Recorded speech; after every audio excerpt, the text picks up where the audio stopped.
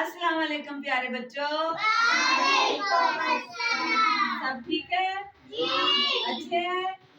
हाँ जी, आज हमने पढ़ना है सब्जियों के नाम। क्या पढ़ना है? सब्जियों के नाम। हाँ जी, सब्जियां सब खाते हैं?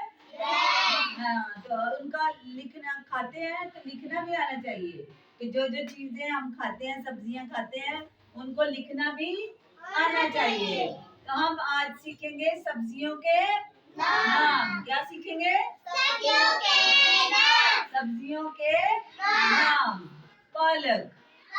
हाँ जी, पा लक लक पालक।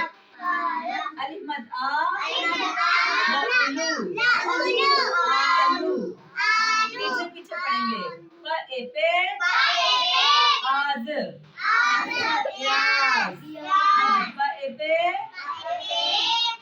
आज प्याज। ब अगा जर गाजर। सब बोले ग अगा जर गाजर। म उमू ल इली मूली।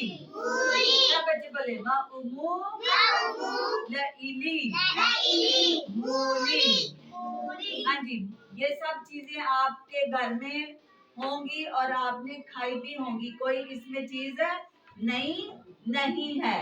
हाँ जी, इसमें कोई चीज ऐसी नहीं है जो आपने नहीं खाई होगी।